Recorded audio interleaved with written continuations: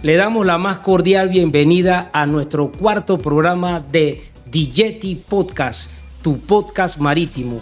Hoy estaremos revisando algunas noticias importantes de impacto en positivo para nuestro sector marítimo. También estaremos tocando temas que tienen que ver directamente con nuestro sector educativo y, como siempre, al final vamos a dejarle un mensaje para nuestras futuras generaciones por parte de nuestros dos invitados. DJT Podcast, tu podcast marítimo. Bienvenidos a DJT Podcast. En el día de hoy contamos con la presencia del ingeniero Alexander Díaz Francis, ingeniero en Ciencias Náuticas, especialista en Administración y Transporte Marítimo, actual vicedecano de la Facultad de Ciencias Marinas y Tecnología de Columbus University. Bienvenido, Alexander.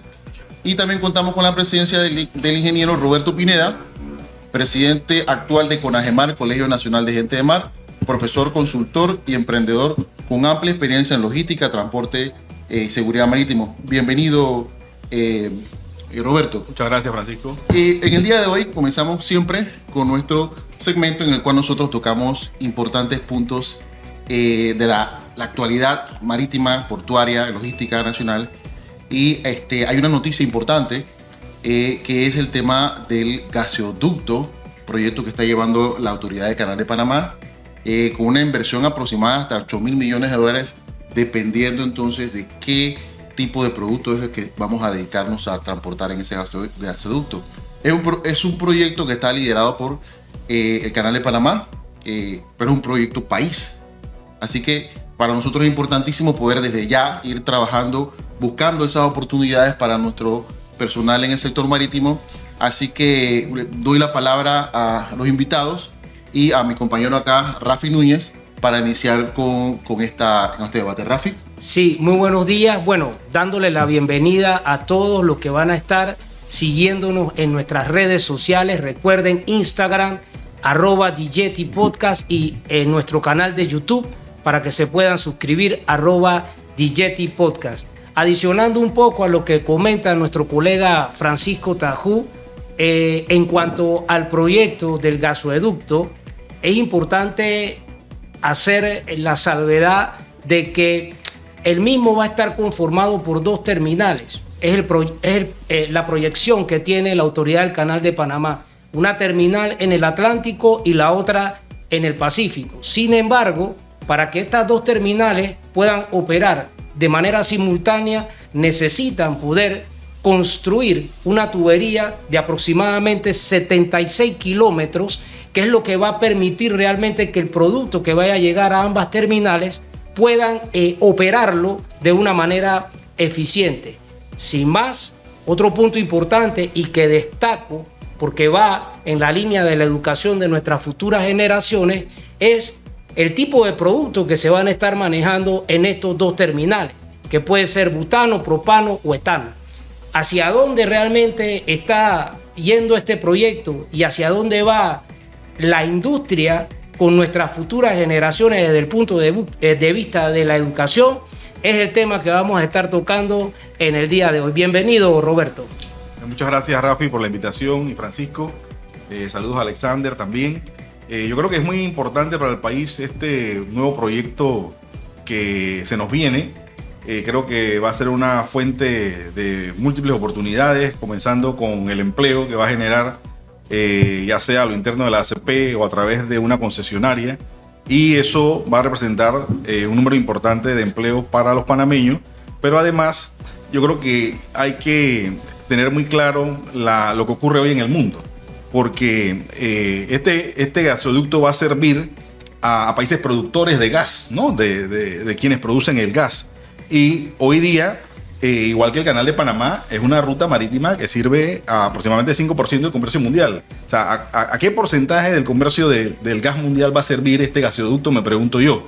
Porque ¿quiénes son los importantes productores de gas en el mundo hoy día? Está Rusia, está Estados Unidos y algunos otros. Entonces, la geopolítica hoy día está dictando las relaciones comerciales del mundo. Entonces, es muy probable que este gasoducto vaya a servir a nuestro principal socio comercial histórico, que es los Estados Unidos. Es lo que yo preveo que es lo que va a ocurrir con la política del presidente Trump de que él quiere que Estados Unidos sea otra vez energéticamente independiente y que sea un exportador importante de los hidrocarburos, los gases, etcétera, hacia sus aliados. Claro. Europa, Australia, Japón, Corea del Sur, etcétera. Así que si por aquí va a pasar ese gas de la costa este a la costa oeste de los Estados Unidos hacia sus potenciales clientes, pues bienvenido, que sea así. Bueno, gracias Roberto. Sí, y para darle también participación a nuestro invitado Alexander, es importante porque tras bastidores estábamos conversando casualmente del impacto que va a tener este proyecto desde el punto de vista de la educación de nuestro sector marítimo. Vale, y en ese sentido también entender qué estamos haciendo nosotros en nuestras entidades educativas para prepararnos hacia ese tipo de retos y desafíos que se vienen, y si nuestros profesionales realmente están contando con las competencias que se requieren para el manejo de ese tipo de productos. Conversaba con Francisco, que le voy a dar la palabra porque él tenía también un punto de vista que creo que es válido que nos pueda comentar, para que entonces Alexander también nos dé su punto de vista. Claro, no, solo para hacer el comentario, estamos hablando de 6.500 empleos en su etapa inicial, en la parte del desarrollo, y el canal reporta que aproximadamente 9.600 empleos ya en la parte operativa. Entonces aquí nosotros tenemos a CONAGEMAR como una asociación importante en el sector marítimo, y tenemos a la universidad también. ¿Cuál es tu perspectiva entonces sobre cómo visualizar las oportunidades tanto para el sector industrial, la universidad y como para las asociaciones, al final buscando siempre el beneficio del país? ¿Cuáles serían tus perspectivas? Primero agradecerte, Francisco y Rafi, por esta invitación del cuarto episodio, y pues saludar a todos los que nos están viendo. Yo creo que es importante de que estos espacios se den y podamos desarrollar estos temas tan importantes que son país. Cuando Francisco nos presentaba el proyecto de la ACP, nos decía algo. Esto es un proyecto liderado por la ACP, pero es un proyecto país. Total. Entonces, cuando hablamos de un proyecto país, no lo podemos dejar solamente a una institución o una organización. En ese sentido, todos tenemos que trabajar mancomunadamente. Aquí, ¿qué pasa? Que siempre, y pasa muchos proyectos de Panamá, donde nos quedamos en la parte de infraestructura. Son 6.000 millones, son tantos kilómetros del gasoducto, pero aquí Francisco nos acaba de dar una data importante, más de 9.000 empleos que van a quedar posterior a esta construcción. ¿Qué estamos nosotros atendiendo para ver esos 9.000 empleos? No tanto los 6.300, 400 o lo que se vayan a dar de la construcción, sino lo que queda con eso. Ahí es donde las universidades, donde los institutos de educación superior, desde los colegios, los bachilleratos, todo, porque hay que fortalecer la educación en Panamá. Debemos centrarnos en las necesidades del país. Entonces, si hay un proyecto liderado por el canal, que evidentemente no va a ser solamente del canal de Panamá, sino que lo debemos trabajar como país, yo creo que el primer punto es definir cuáles son las competencias que se deben tener, no solamente para la construcción. Yo me quedo con el siguiente paso, ¿no? Como universidad, me quedo con el siguiente paso. ¿Cuáles van a ser esos profesionales que nosotros necesitamos para que estos tengan un sano desarrollo? Y no quedarnos en lo que comúnmente en otros proyectos pasa, como lo vimos en aquel momento en la minera, que se tuvo que traer entonces personal extranjero para que se desarrollara. En la conversación que tuvimos previo, pues al inicio era por qué debemos nosotros ser reactivos, y no debemos ser reactivos, pero justo la comunicación que se pueda dar en esas estrategias que se va estableciendo como país, es donde las universidades reciben el insumo de, ok, hacia dónde nosotros debemos apuntar. Eso es muy clave, y muy clave de que muchos problemas actualmente nacionales que nos competen a las universidades relacionados a las aprobaciones de las carreras, para que estas formaciones pues tengan su formalidad en todo caso. Si el canal de Panamá o quien vaya a administrar gasoducto de alguna u otra manera va a necesitar algún perfil en específico, entonces diseñemos ese perfil ya. No tenemos que esperar que el gasoducto esté construido para entonces nosotros ir a diseñar ese perfil. Totalmente de acuerdo con tu punto de vista, Alexander. Y ya que vimos el punto de vista de la universidad, en este caso la participación de Alexander por parte de la Universidad Columbus University, tenemos también a nuestro invitado Roberto y queremos tener el punto de vista por parte de Roberto en base al gremio que él preside, que es el Colegio Nacional de Gente de Mar. Creemos que es importante también que vayamos entendiendo todos como panameños que de una u otra forma tenemos que tratar nosotros de ser más participativos y de buscar las vías correctas en consenso para poder lograr tener puertas abiertas en este tipo de reuniones con estos proyectos que son tan interesantes para nuestro país. Definitivamente que este tipo de proyectos, de megaproyectos, probablemente con un costo más o menos parecido a lo que costó la ampliación del canal, quizás más, estamos hablando de que se van a necesitar profesionales de diversas áreas, ¿no? Esto va a ser una necesidad de profesionales de muchas áreas, pero no solo profesionales a nivel de licenciatura, sino también subalternos, profesional técnico, en una receta probablemente 70-30, quizás 30% sean profesionales universitarios y la gran masa serán técnicos profesionales artesanos, que son los operarios, los que van a estar en la parte constructiva y luego en la parte operativa de ese gasoducto. Entonces, el país se tiene que preparar para afrontar ambas necesidades, la de los técnicos artesanos profesionales, técnicos superiores y licenciados en ingeniería, todas las que se requieran para ese tipo de proyectos, y ya deberíamos tener el inventario de qué es lo que se va a necesitar para que tanto las universidades como el ITSE, como el INADE, antes INAFOR, puedan estar ya con la currícula o preparando la currícula de todos esos jóvenes panameños que tenemos muchos desempleados hoy día, que ya se estén preparando para cuando se dé la partida, la primera piedra de ese proyecto, y ellos estén ahí en la fila para buscar su primer empleo. Entonces, el colegio nuestro representa muchas profesiones. Tenemos a los ingenieros de las ciencias náuticas, a los ingenieros de la ingeniería civil marítima, tenemos a los logísticos, a los portuarios, que todo ese tipo de profesiones se van a necesitar en este tipo de proyectos. Totalmente de acuerdo, Roberto. Y Francisco nos mencionaba algo importante en esa misma línea para ir avanzando con nuestro podcast, porque creemos que este es un punto interesante y podemos ir enlazando todos los temas que íbamos a estar compartiendo en la mañana de hoy. Francisco mencionaba algo importante y es, desde el punto de vista de las futuras generaciones de nuestra industria, hemos visto, hemos palpado, hemos percibido que existe todavía una debilidad cuando nuestros profesionales tienen que hacer una transición de su cambio de estar laborando a bordo de un buque para gestionar en proyectos como el que estamos hablando o desde el punto de vista de la administración naviera.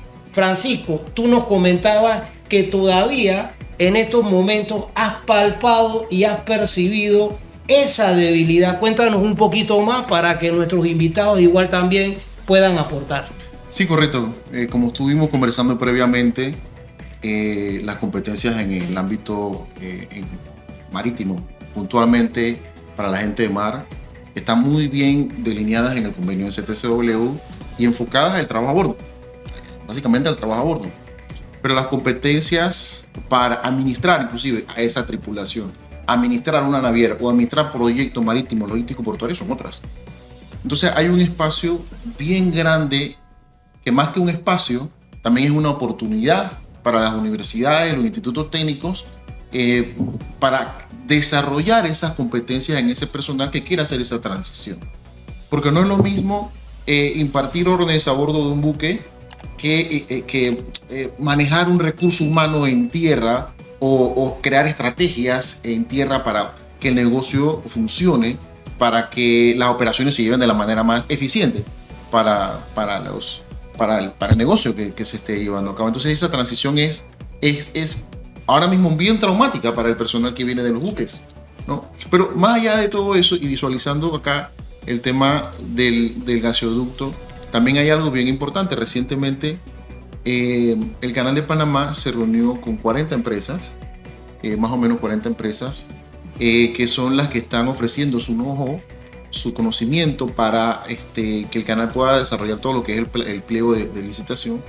Y yo pienso que tanto las universidades como las asociaciones, como el país, el Ministerio de Educación, deberían estar recibiendo toda esa información para ir trabajando país en cómo vamos a aportar con ese personal, desarrollando esos currículum, tanto técnicos como bien mencionas, que yo lo visualizo de la misma manera. Yo recuerdo que hace unos años, 10, 15 años, se decía que Panamá iba a necesitar personal en el ámbito logístico, marítimo y portuario, y se crearon 1 millón de licenciados, pero faltaban albañiles, faltaban operadores de forklift, de grúas. Esa parte también creo que tú lo has visualizado muy bien, Roberto, que va a ser necesitada, la vamos a necesitar acá, ese 70-30, y yo creo que estas oportunidades de recibir esa información de esas empresas que actualmente están haciendo el trabajo en otro país es súper valiosa. Sea que sea una información inicial sobre licitaciones y todo eso, de ahí hay un montón de aspectos que se pueden tomar en cuenta para ir desarrollando nuestro personal y preparándolo para esta oportunidad, porque esto hay que verlo definitivamente como una oportunidad país. ¿Qué opinas de eso, Alexander? No, definitivamente yo creo que nos trae al punto de definir cuáles son las necesidades y Roberto por lo menos nos va dando indicio de esto puede ser un 70-30 y no nos vuelva a pasar cuando hace tal vez 10, 15 años Correcto. atrás hablábamos de toda esa necesidad de personal en la logística. ¿Cuántos no estudiaron la licenciatura en administración portuaria cuando en un puerto no hay tantos administradores, pero había muchas otras más necesidades? Entonces, cuando trabajamos dispersados, cuando cada quien está yendo por una línea, yo creo que ahí es donde radica el problema, Francisco, definitivamente. Se deben identificar las necesidades y trabajar sobre esas necesidades. Y aquí es donde viene un personal que ya tiene experiencia. Y quiero volver a traer el tema de lo que nos mencionaba Francisco relacionado a ese personal de gente de mar que cuando hace esa transición a la parte administrativa le cuesta tanto. Antes de iniciar el podcast, Rafi nos comentaba, ok, ¿por qué un personal ajeno a la industria debe entonces asumir esas otras responsabilidades donde tal vez esa experiencia recae más en alguien que ha tenido esa experiencia a bordo? Creo que nosotros como universidades, ya nosotros lo estamos atendiendo de Columbus University con programas, porque esto en los últimos 4 o 5 meses aproximadamente, y lo conversábamos unos días atrás con Rafi, es tanto el comentario que yo he recibido de navieras, de empresas aquí nacionales, de remolcadores que me dicen, tengo mucho personal técnico, tengo capitanes, tengo jefe de máquinas que queremos pasar a la ala administrativa como superintendente para resaltar ese trabajo que están haciendo. Pero cuando hacemos esa transición, cuando los pasamos, no les va bien. Les cuesta. Les cuesta mucho por el tema de liderazgo, por el tema de cómo es la comunicación asertiva, efectiva, porque no es la misma manera como nos comunicamos a bordo, como nos comunicamos en la parte administrativa.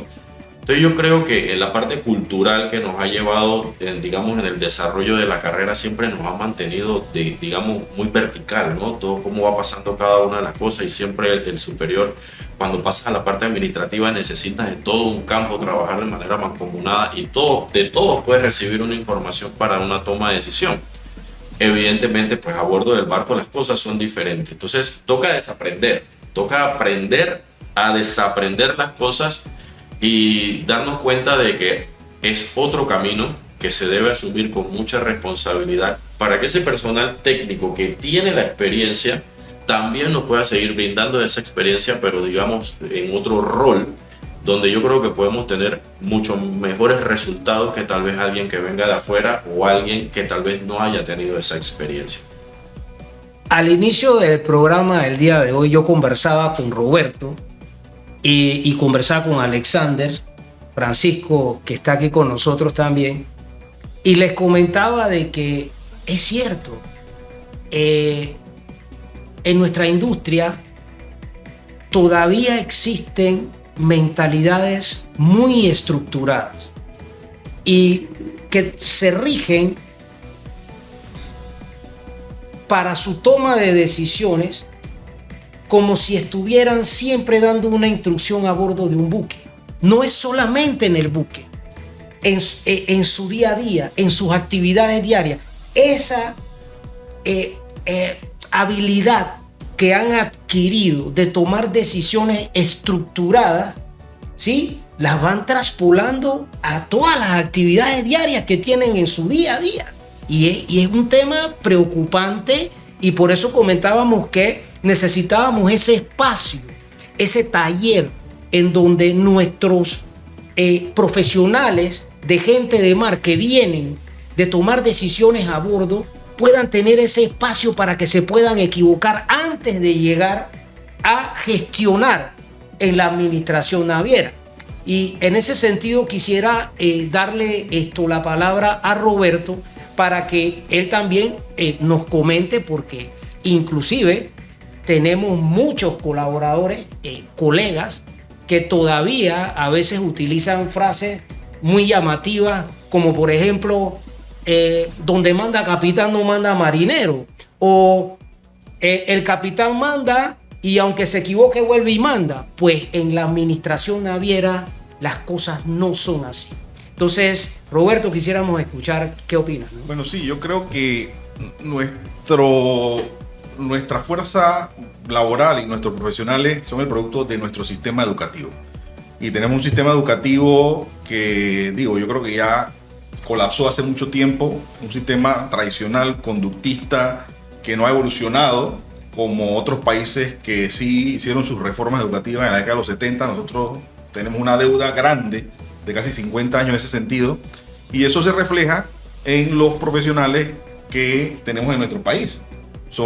Y más si lo vemos desde el punto de vista de las carreras ingenieriles, en donde somos muy buenos con el hard skill, las competencias duras, la matemática, la física, la química, somos muy buenos en esa parte, pero nunca se ha hecho énfasis en el soft skill de estos ingenieros, de cualquier rama de la ingeniería. Siempre han tenido ese hándicap los ingenieros, digamos, cuando quieren asumir roles de la gestión, del management, de la administración de una empresa, de cualquier organización. Esto es un poquito menos notable quizás en las carreras de las humanidades. Que usted ve que las personas que vienen de carreras humanidades tienen más habilidades blandas propias de su carrera, y quizás es por eso que vemos que personas ajenas a la ingeniería náutica específicamente van entrando en la industria marítima, que son totalmente ajenas desde el punto de vista de su carrera profesional, y ejecutan y ejercen y se desarrollan en nuestra industria por el déficit, digamos, que tenemos nosotros los ingenieros en esa parte de las habilidades blandas. Entonces, claro, aquí hay un gap que tenemos que saltar y cubrir de alguna forma. Total. Entonces, ahí es donde tenemos que ver qué tipo de herramientas de educación continua las universidades, el ITSE, el mismo INADE con sus cursos, y así cualquier otra institución educativa, y no solo nacional, internacional también, a través de esquemas de certificaciones profesionales que la industria ofrece, claro, podamos salvar ese gap de esas habilidades blandas que le están haciendo falta a los profesionales generalmente de la rama ingenieril que están en la industria marítima y portuaria. Entonces, yo diría... perdón, adelante. No te quería interrumpir, disculpa. Yo diría que tenemos que ver, hacer ese diagnóstico de esas necesidades que le va haciendo falta a nuestros colegas, sí, para ver cómo se la vamos a ir supliendo, de manera tal que ellos puedan transicionar en lo que se llama un soft landing, cuando bajan de los buques a un cargo ya, digamos, operativo, pero también administrativo dentro de una organización de la industria marítima, en donde definitivamente que al primero cuesta mucho, al inicio les cuesta mucho, claro, porque no tienen esas herramientas, digamos, interpersonales, de trabajo en equipo, de comunicación, de liderazgo, todo lo que mencionaba Alexander, para poder, tú sabes, hacer una labor eficaz y eficiente de partida, digamos. Fíjate que... Yo quería mencionarle algo, disculpa, Francisco, justo lo que decía Roberto, porque se me escapó en mi intervención pasada, que nosotros hemos identificado en Columbus cuáles son esas habilidades que se deben desarrollar, y específico pues de la Facultad de Ciencias Marinas y Tecnológicas, por lo que les mencionaba que es un comentario que hemos recibido de navieras, de empresas de remolcadores, de los mismos navieras nacionales e internacionales, ojo, de los que van contratando a los cadetes, y de igual manera ellos se quedan como oficiales y nosotros vamos buscando esa retroalimentación por parte de ellos. Nosotros tenemos ya dividido y clasificado cuáles son las habilidades que se van a estar desarrollando en 6 módulos. Es un producto que nosotros estamos actualmente construyendo y que esperamos tenerlo para el 2026. Y es específico ese tipo de habilidades que se deben tener que ya para un experto técnico en un tema que está buscando tal vez tener un nivel de gestión, que está buscando tal vez irse a la parte administrativa o va a tener algún tipo de personal bajo su cargo, pues pueda regresar a la academia y prepararse. Al final la academia a nosotros nos dejó muchas habilidades técnicas y a veces en la experiencia nosotros desarrollamos esas habilidades blandas que nos decía Roberto. Pero si no hemos tenido la oportunidad, porque no todos aprendemos de la misma forma, es entonces regresar nuevamente. O sea, educación continua es la clave. No podemos pensar en que la carrera, la ingeniería nos va a dar todo. Claro. Hay que continuar. Como decía, desaprender para tratar de aprender. Y para darle la palabra a Francisco, hay algo bien importante, Francisco. Tú mencionabas, ¿qué opinas tú de la mentalidad? Yo creo que hay un problema más allá y es cómo yo le cambio la mentalidad a nuestros profesionales de la industria para que entiendan que esas habilidades son importantes. Mira, hay un tema que me apasiona mucho y es ese señor que está allá. Pásamelo, disculpe. Este señor que está aquí es una Biblia, tanto puntualmente en las competencias que tiene que tener la gente de mar, como también en el mecanismo que tiene por competencias para hacer que ese personal pueda llevar a cabo esas tareas.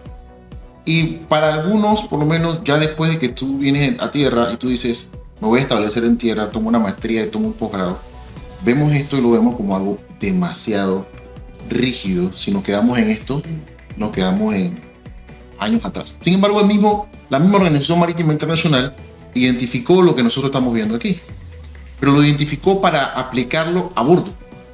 Y creo que en las enmiendas de Manila introducieron temas de liderazgo, pero básicamente para trabajarlo a bordo. Y sigue siendo para trabajarlo a bordo. Porque por lo menos, si a mí me toca contratar a un encargado, de ejemplo, de recursos humanos para contratar a mi tripulación, ¿no? No es solamente buscar un currículum bueno y aquí está la persona y subir. Hay un ciclo en el recurso humano que no lo conoce un capitán con 20 años de experiencia. Y hay puntos como ejemplo, motivación, retención, que si nosotros esa formación no la tenemos, ese capitán que me equivoqué y lo puse a hacer de gerente de recursos humanos se va a equivocar. Porque el recurso humano se gestiona. Y para eso necesitamos que ese personal que va a tener mucha competencia para decir, mira, este oficial, mira, vamos a capacitarlo en esto, me sirve, es muy bueno para esto, pero a la hora de entrar en retención y en motivación, él va a tener esas falencias. Yo pienso que hay que ser mucho más puntual, identificando qué es lo que falta ahí para el personal que va a trabajar en tierra. Y con eso podríamos alcanzar el éxito en esa transición que ustedes están buscando muy bien allá en Columbus University. Me gustaría definitivamente conocer de ese material, y a la industria le va a encantar conocer de ese material, esos módulos que menciona, inclusive hasta para aportar, que al final le cuenta lo mismo que estamos viendo con el producto del gasoducto. La industria quiere ver qué es lo que va a pasar, las universidades quieren ver qué es lo que van a pasar para integrar todo esto en un solo proyecto país. Sí, y como mencionaba Francisco, yo vuelvo al tema de la mentalidad. Sabemos que tenemos un desafío grande desde el punto de vista educativo, en positivo. ¿Qué queremos dejarle, obviamente, a nuestras futuras generaciones? Yo creo que otro punto importante, casualmente este espacio aquí en DJT Podcast fue casualmente creado para que este tipo de contenido le llegara a esas futuras generaciones que no tenían información importante, didáctica y sencilla, para que pudieran utilizar inclusive como un manual de consultoría en el caso de que requirieran tener los conceptos un poco más claros. Y en ese mismo sentido, nosotros creemos que hay una pregunta que no falta en nuestro programa, ¿sí? Desde el punto de vista de ustedes dos, iniciando con Alexander. Después de todo lo que hemos compartido en este programa, en nuestro cuarto programa de DJT Podcast, ¿qué crees realmente tú, como Alexander, que le falta a nuestra educación marítima para que termine realmente de ser competitiva? ¿Sí? Es decir, las competencias de nuestros profesionales del sector. Es decir, hemos abordado muchos temas, pero queremos tu punto de vista muy honesto. ¿Qué crees tú realmente que hace falta para que esa situación pueda ir mejorando de aquí a futuro? Mira, yo creo que yo me voy por la vía totalmente de que, y creo que lo mencionaba ya, toca desaprender muchas cosas. Que el sector marítimo, el profesional del sector marítimo se dé cuenta que si nos mantenemos en esa formación tradicional, no vamos a tener entrada en el mercado. O sea, lastimosamente las cosas son así, y es porque la industria marítima también ha cambiado. Cuando empezó con Escuela Náutica, y aquí te respondo tu pregunta, es definir cuál es el perfil de egreso que yo quiero. Si yo estoy buscando un perfil que solamente va a trabajar a bordo de un buque, pues yo voy a desarrollar, aquí como decía Francisco, el convenio STSO. Ese punto interesante. Ahí, me voy a enfocar en eso. Pero ¿qué las universidades estamos apostando a nuestros estudiantes? ¿Cuál es el perfil que nosotros estamos buscando desarrollar? Y es aquí donde van entrando otras skills, o se busca desarrollar esas otras habilidades. En Colombo University, los estudiantes salen con una licenciatura en Ingeniería en Ciencias Náuticas. ¿Okay? Ahí no estamos hablando de que esa ingeniería es específico para trabajar a bordo. Somos gente de mar que tenemos posterior la capacidad para ser inspectores, para trabajar en navieras, para trabajar en la parte administrativa. Tenemos mucho que aportar. Pero si nos vamos cerrando desde el inicio, porque yo creo que a veces la academia pasa a algunos ser muy traumática, ¿no? Nos quedamos en ese tema de la disciplina y ahí no queremos salir de la disciplina.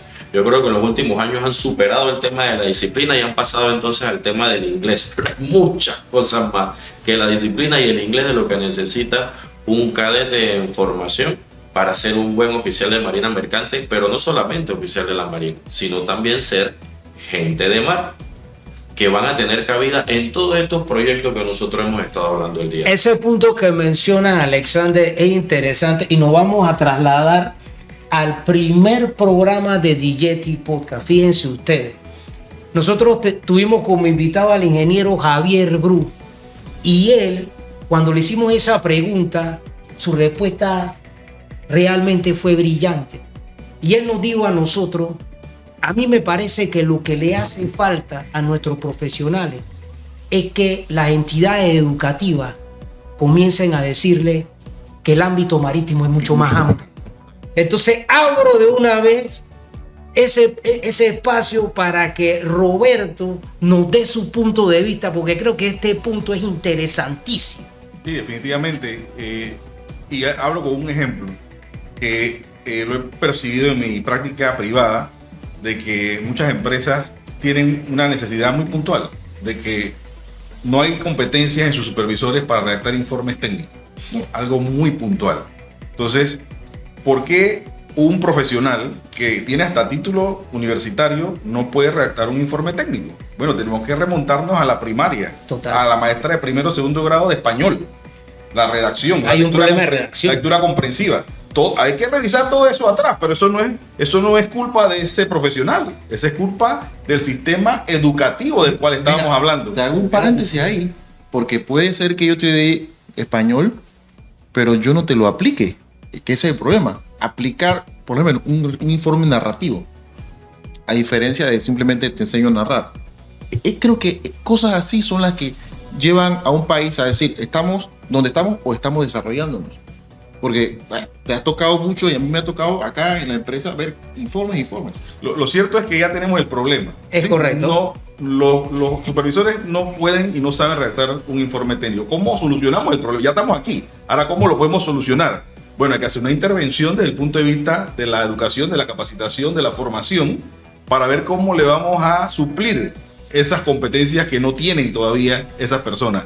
Entonces hay que hacer un diagnóstico. ¿Será que tenemos que traer a un especialista de gramática y redacción para que vuelva a repasar eso que se debió aprender en primaria y la secundaria, o simplemente reforzar temas técnicos, de conceptos técnicos para que tenga sentido ese informe. Habría que hacer un diagnóstico primero para ver qué tipo de respuesta curricular le vamos a dar a esa persona. Ahora, para unirlo con el tema de nuestros ingenieros náuticos, yo siento que definitivamente la nuestra es una carrera bastante cuadrada, en el sentido de que por la misma naturaleza de la carrera, que es un tema casi semimilitar, si se quiere, de que hay que tener una jerarquía de mando muy estructurada, muy rígida, pues la formación hasta cierto punto se justifica de que sea así, para que haya esa disciplina y ese respeto a la jerarquía a bordo y tal y cual.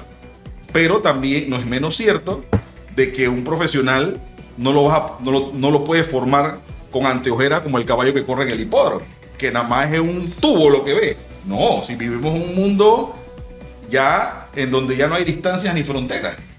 Y entonces tenemos que tener la capacidad de ver todo lo que ocurre a nuestro alrededor, 360 grados dentro de esta industria. ¿Por qué?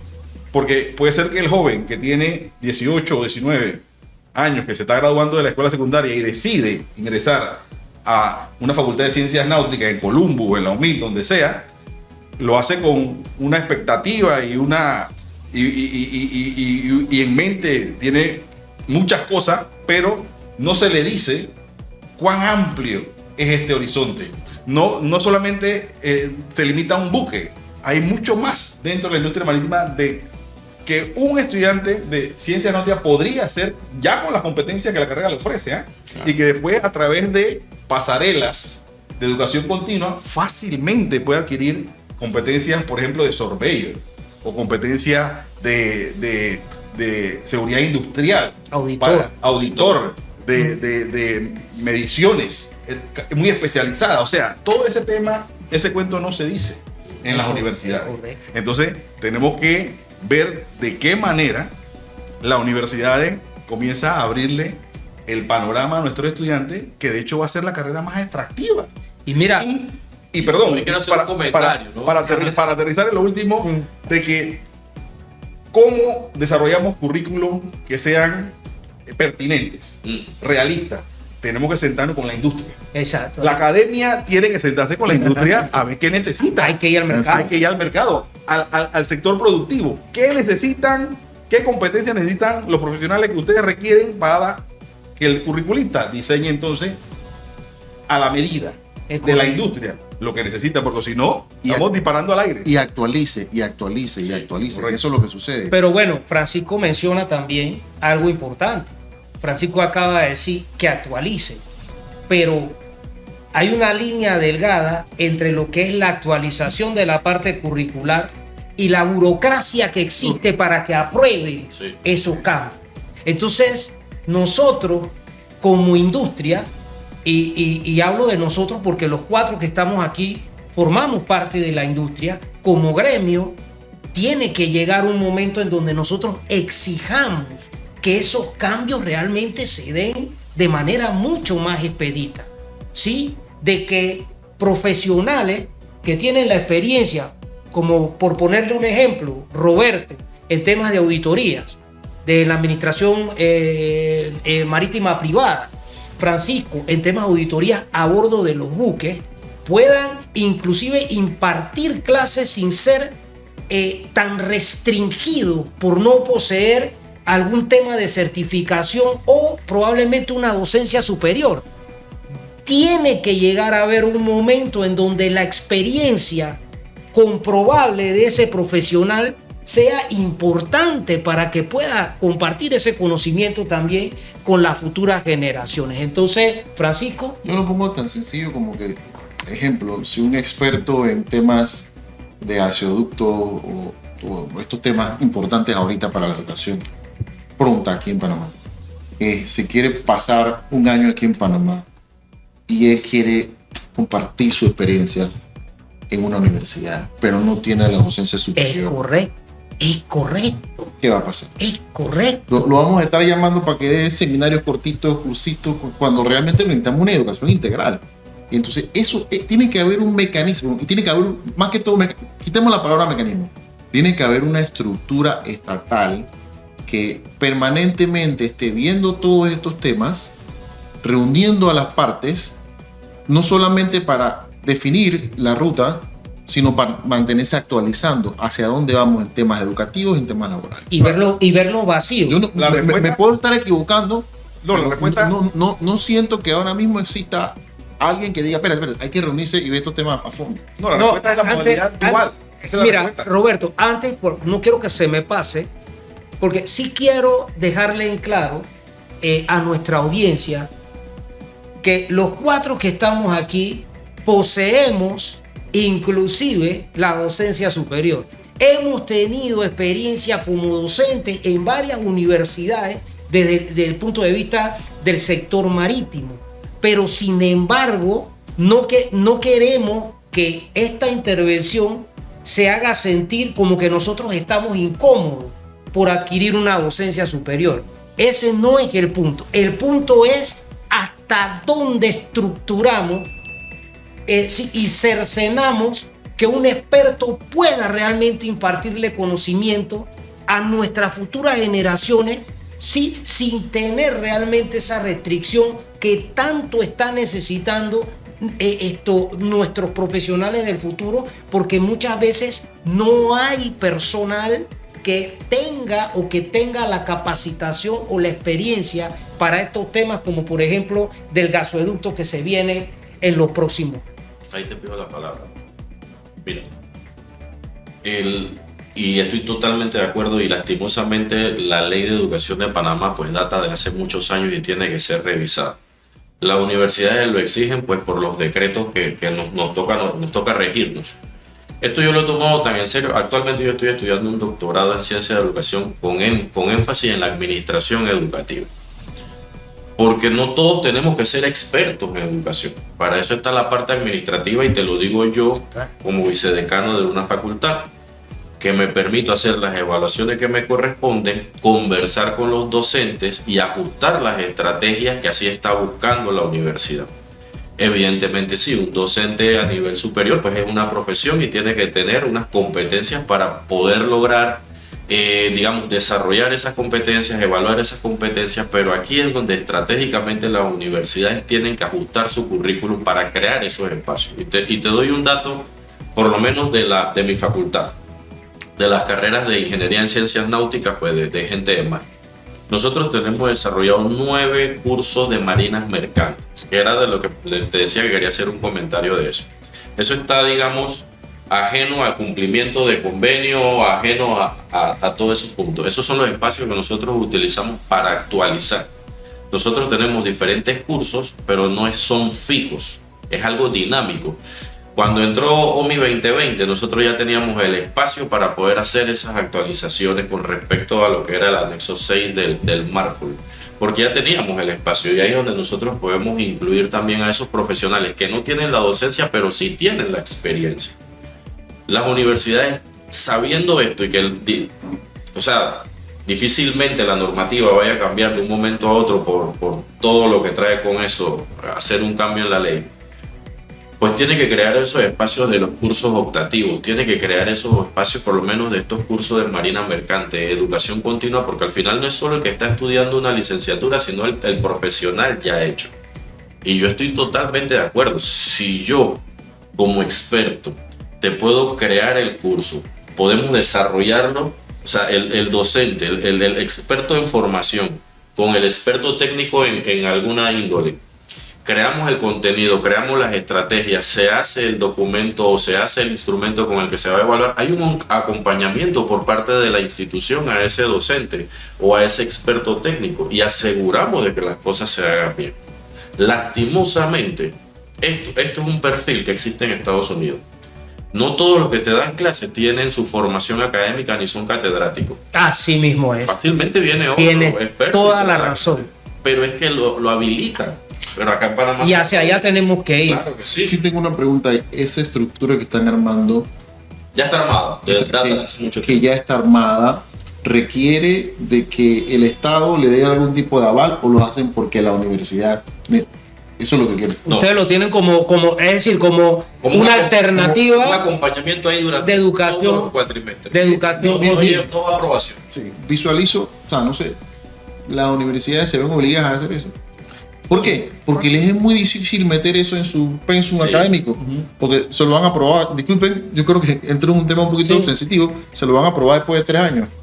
Claro. Y después de 3 años, ¿para qué nos sirve algo? Para eso están los diplomados. Bueno, mira, también hay algo bien importante para que nosotros, como en todos los programas que hemos tenido, siempre cerramos, ¿sí?, con el punto de vista de ambos invitados, y queremos pues que cada uno de ustedes dos les puedan dar un mensaje a las futuras generaciones que ustedes realmente creen que desde su punto de vista sean algunos puntos que ellos deban tomar en cuenta, ¿sí?, para poder avanzar en la industria, ¿sí?, y lograr hacerse competitivos, ¿no? Tanto para Alexander como igual para Roberto, para ir ya finalizando nuestro podcast del día de hoy. Bueno, Rafi, primero nuevamente gracias por la invitación. Igual Francisco, yo creo que hemos conversado temas muy importantes y que se debe seguir en conversación. ¿Por qué hago énfasis en ese debe? Porque así mismo como profesionales nosotros nos debemos seguir capacitando, nos debemos seguir formando, y más en una industria tan dinámica y más en la era en la que estamos viviendo, que el tema de la tecnología nos lleva a 1000. Yo creo que aquí entra la clave, y es que nos toca, y lo vuelvo y lo menciono porque creo que es el mensaje que yo quisiera dejar el día de hoy, nos toca desaprender esa formación tradicional, eso que hemos estado haciendo por muchos años, porque hoy por hoy ya no es la fórmula. Tenemos que cambiar la fórmula. Y entre la fórmula está de que nosotros sepamos dónde vamos a apuntar. Y escuchaba una frase del doctor Omar, que en paz descanse, rector de la UTP. Ese rector de la UTP dice: apunta hacia la luna, porque si no llegas por lo menos quedas entre las estrellas. Entonces nosotros tenemos que apuntar alto. Esa es la vía, apuntar alto, formarnos, seguir capacitándonos y tener claro de que toda organización y todos estos proyectos que se están llevando a cabo no solamente es la inversión en infraestructura, es la inversión en el recurso humano, y ese recurso humano lo vamos a hacer nosotros como país. Y ojalá pues de que estos conversatorios sigan adelante y que puedan tener avances y que puedan ser considerados estos comentarios de profesionales de diferentes campos, al final del sector marítimo, pero que lo llevemos a una mesa común y poder definir claramente hacia dónde nosotros vamos, Rafi. Bueno, a nombre del Colegio Nacional de Gente de Mar, agradecerte, Rafi y Francisco, compartir acá con Alexander en la mañana de hoy este tema tan importante, ¿no?, para el país y para la juventud sobre todo. Entonces yo le diría a esa juventud que, primero que nada, haga un inventario de cuáles son sus fortalezas y sus debilidades, dónde están sus talentos en realidad, antes de elegir qué carrera quieren estudiar, porque no todo el mundo puede ser médico, no todo el mundo puede trabajar a bordo de un barco, no todo el mundo puede volar un avión. Eso va a depender mucho de el interior de la persona, de sus cualidades, sus habilidades, inclusive su resiliencia para decidir algunas carreras. Entonces, ese es un aspecto. Lo otro, y sobre todo más importante, siempre le digo a los jóvenes: ¿qué es lo que te gusta? ¿Qué es lo que más te apasiona? No hay nada más sabroso que hacer lo que te gusta y que encima te paguen. Entonces, si para ti el trabajo no es trabajo, sino que es una diversión prácticamente, porque la pasas bien, te gusta lo que haces, y si te gusta los barcos, el mar, bueno, entonces esa es la carrera que tú debes estudiar.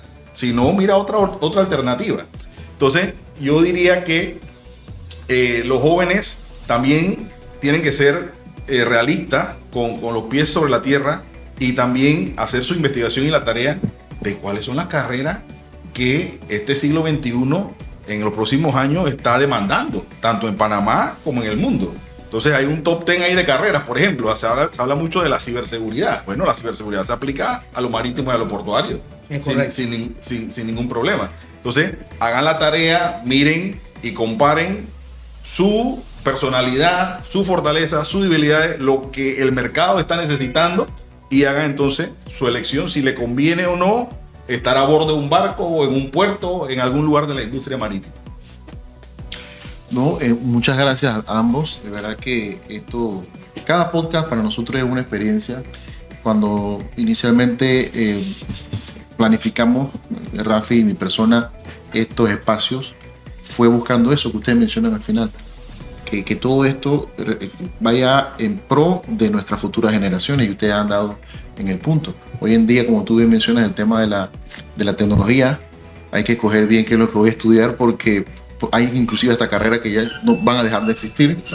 Y hay carreras que son fundamentales, ¿no? En el ámbito marítimo va a ser muy difícil que sea reemplazado así tan fácilmente. Van años hablando de automatización y ahí se han quedado hay muy pocos ejercicios reales sobre eso. Así que en el tema marítimo siempre se va a necesitar toma de decisiones informadas. Les agradezco realmente sus opiniones, y cierro entonces con el compañero Rafa. Sí, bueno, agradeciendo a todos los que estuvieron acompañándonos en nuestro cuarto programa de DJT Podcast, tu podcast marítimos, haciéndole la invitación también a que nos sigan en nuestras redes sociales de Instagram, @DJT Podcast, y que se suscriban a nuestro canal de YouTube en la cuenta @DJT Podcast para que les llegue la información inmediata de cuando nuestro programa va a estar debidamente en la plataforma colgada de YouTube. Sin más, nos vemos hasta la próxima en nuestro siguiente episodio. DJT Podcast, tu podcast marítimo.